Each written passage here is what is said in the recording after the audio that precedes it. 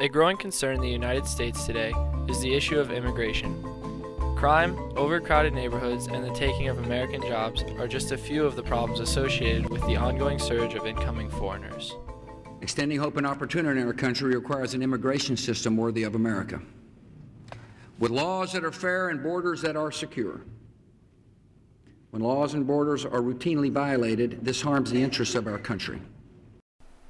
Since 2000, 1.4 million unauthorized Central American migrants have made the treacherous journey into the United States.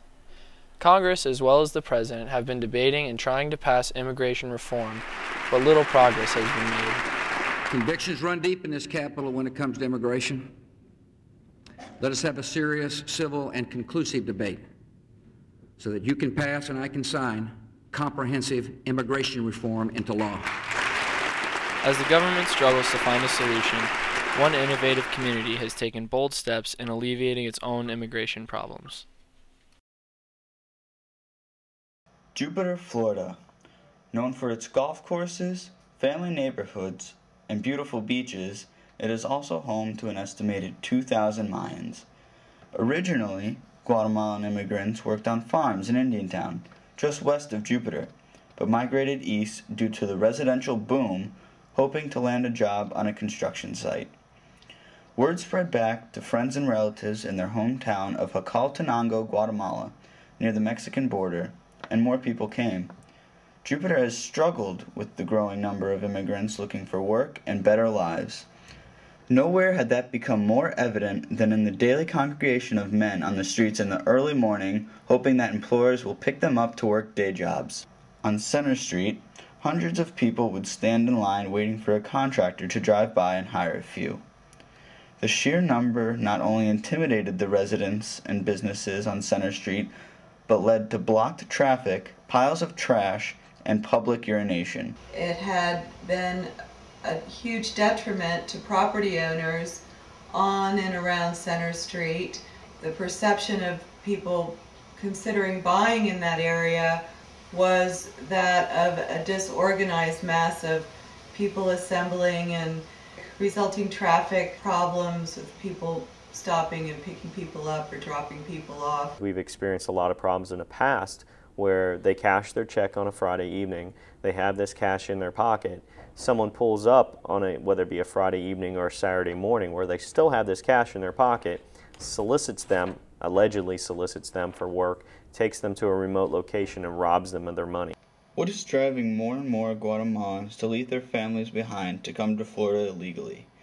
In the 1980s, scores of Guatemalans fled their country when a decade-long civil war claimed more and more lives of the Mayan population. Of the 40 million people who live in Central America, nearly half are poor. This is why they crossed the border on a perilous journey through the desert. Many immigrants want only the opportunity to work temporarily and then return to their homes. Home to many in Jupiter is Jacaltenango, a small mountainous town in the Sierra Madre region near the Mexican border. Life here does not compare to life in Jupiter. Jacaltenango is one of the many places that grow and cultivate coffee for the world. Coffee is the blessing and the curse for the Mayans. Between the unpredictability of the international commodity market and the bureaucracy of government regulations, small farmers struggle to subsist. When they can't, they migrate to the United States, and many of them end up working in Jupiter. Workers don't want to leave their families, but when the coffee prices drop, they have no choice. As the need for labor increased in Jupiter and the desire for better jobs grew in Jacaltenango, a bridge was formed between the two cities. In 2005, Jacaltenango's Mayor Moises Perez left his country for Jupiter to meet with Mayor Karen Golanka.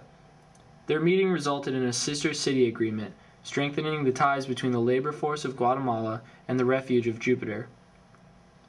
Immigration became a top issue amongst Jupiter's town council, and on September 6, 2006, Jupiter commissioned the El Sol Resource Center. There was a period of denial that somebody else is going to handle this, and that went on for years, as it does most places, because I can tell you as an elected official that the easiest thing for government to do is nothing, and we did nothing. Initially, the center was believed to be merely a labor center, when in fact, it has become a place to tie the immigrants to the community. Learning English, job safety, and recently computer usage, the center has helped lessen the gap between immigrants and the rest of the population. When it comes to job opportunities, the center helps workers land jobs as landscapers, cleaners, and painters. The laborers, mostly 40 and younger from Guatemala and Mexico, said the center is a welcome relief from their former outdoor pickup spot along Center Street. I think 90% of the negative perception, and not just perception but reality, was having people, whether they were immigrants or Americans, standing out on street corners soliciting cars to go to work, and the reason they were there were cars were picking them up to go to work. The arrangement has been working well so far, keeping people off the streets and protecting workers from unscrupulous employers. Since its opening, the center has registered about 1,200 workers, who must show proof that they live in Jupiter or the town's unincorporated areas. As the desire for upscale construction and manicured landscaping exists and persists, the need for a cheap yet effective labor force will remain. While Washington lawmakers continue to debate the issue, Jupiter, Florida has done something about it. The El Sol's Resource Center is a great achievement for a town that had the political courage and community support to find a solution to a difficult problem. The issue is complex, and can anybody solve world hunger? No. But I woke up one day and said, but you know what? I can work on hunger in the town of Jupiter, and if we do it in the town, and the next town does it, and the next town does it, and the next town does it, eventually you might solve world hunger.